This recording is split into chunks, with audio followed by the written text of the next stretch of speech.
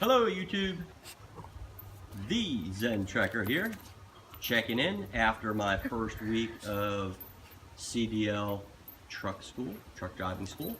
First week was study for the permit week. So, I'm back home as you can see. I got a 4-day weekend this weekend because, well, good news. I passed all 4 tests, passed them on the first try, and I have my CDL Class A permit. So, I'm just going to give you a quick breakdown of how the week went, what you need to bring with you to be prepared, and what the week was like generally. So, number one is my recruiter sent me this little information sheet. So once we committed and he signed me up for the school, he sent me a PDF of this information sheet, and it really had everything I needed. I just read through it, and I went to school with everything that they recommended. So the first thing I did was I went and I got myself a 3-ring binder with a little notebook and a little holder for my pens and pencils and highlighters, and I was ready for permit school. So I got to the hotel on Sunday.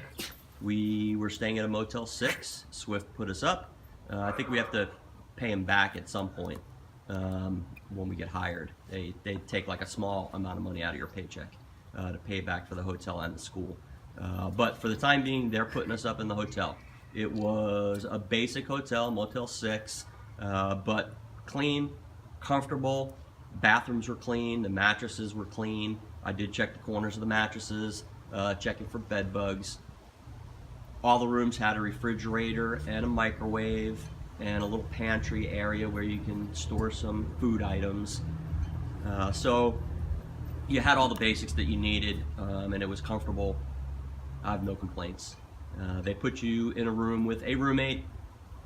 It's just a stranger, so I got lucky. My roommate was a super nice guy, pretty quiet, friendly, clean, so I got lucky with my roommate. And then Monday morning, we reported to the school at 7 a.m.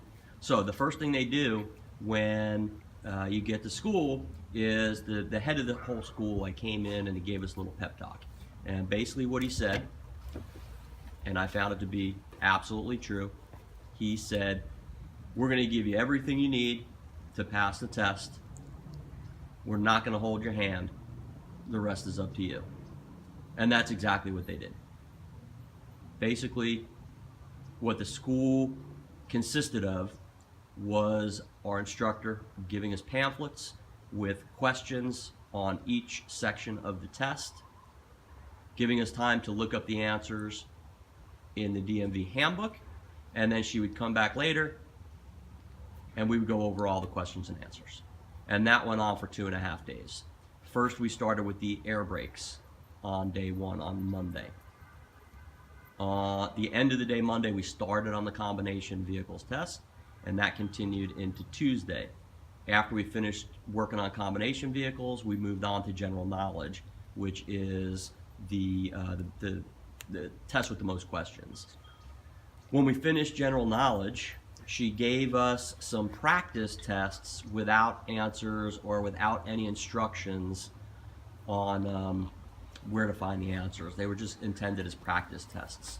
So that was our homework on Tuesday night. We came back Wednesday, we went over the practice tests, we went over all the general knowledge questions, and by 1 o'clock Wednesday we were done. She gave us a final packet that had the full bank of questions for each test. And she said, you're free to go. It's up to you to study however you feel is going to be the best way for you to prepare for the test. And we reported on Thursday morning, 7 a.m. To check in and then go to DMV to take the tests. So a couple of interesting things that came up throughout the week. So a couple of things that they do besides studying for the test is, for example, day 1 was the drug test. So they do a hair follicle test. So day one, while we were all studying and doing our practice questions and all that, they were taking people out one by one and taking hair follicle samples. For me, they had to take 3 different samples from 3 different places. Of course, I wasn't worried about it because I have nothing to worry about there. There were a couple people in the class that were worried. At the end of the week, everyone cleared the drug testing and everybody was allowed to go ahead and take the test. So day 2 was medical exam day. Now, I took care of my medical exam ahead of time. Before I came to school, I had already sent my application, filled out my application, went to DMV, gave them all of the documents that are required, which included a social security card, driver's license, passport, and proof of residency. I used my car registration for proof of residency. You got to have all 4 of them. The birth certificate has to be an original certified birth certificate. If you don't have an original certified birth certificate, DMV is not going to take it, period. Social security card has to be a non-laminated social security card. If it's laminated or if it's not an official social security card, they won't take it. So you have to follow those instructions from DMV very carefully and take them very seriously. You got to have proof of residency. If you don't have proof of residency, they're not going to give you the new real ID. So I did all that, and then I went and I did the medical exam. Now, Swift, when you go to the school, they'll do the medical exam for you, and they'll pay for it.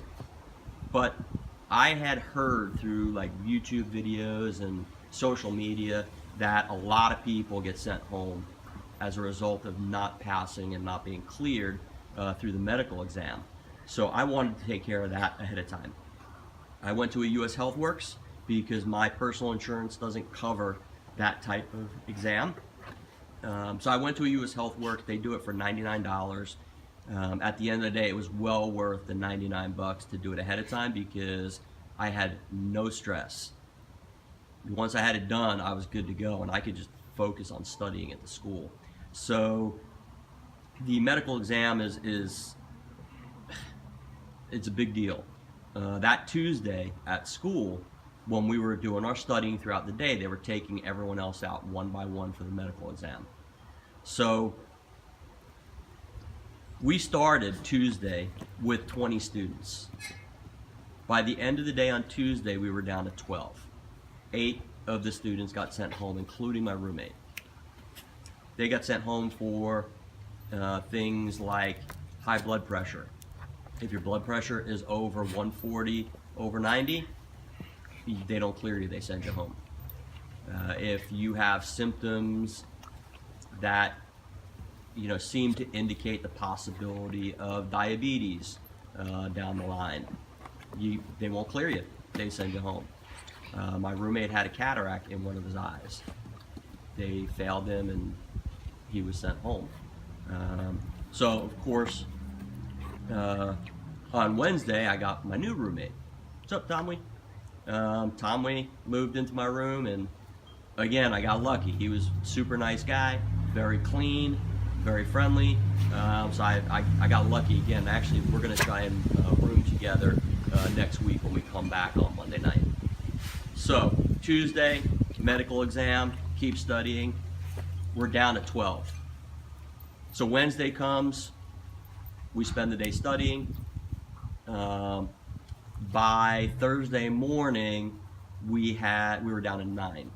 2 guys were sent home because they didn't have birth certificates, and then there was 1 guy whose medical exam was kind of hanging in the balance, and ultimately they weren't able to clear him in time to take the test. So we had 9 people taking the test out of 20 students that started the class at the beginning of the week. So those are kind of the highlights. There are not a lot more details other than that. I think I shared the rules about the hotel. There were other classes there, guys who were driving, who were in their 2nd week, who were in their 3rd week, who were in their 4th week. You very quickly get to know each other and talk to each other in the cafeteria, see each other coming in and out at the hotel. So yeah, you very quickly start to connect with people. You know, of course, we're all there for a singular purpose, right? We're all there to get our CDL license. So, you know, yeah, I made some connections, I made some friends, I'll keep in touch with these guys, but never forgetting that I'm there for one reason and one reason alone. It's not to make friends, it's not to have a good time, it's to study, it's to learn, it's to learn how to drive that truck, learn how to pass the road test, learn how to do all of the inspections and checks, the in-cab air brakes test, the pre-trip inspection, exterior, engine compartment, interior cab, all that. I'm there for one reason alone. Learn how to drive a truck, pass my road test, get my license, and get on the road. And that's it. So that's all I got for you today. Successful week, got my permit. That's step one. Step one is done, and I start with getting in those trucks and learning how to drive next week. So thanks for stopping in. Hope you enjoyed the video, and peace.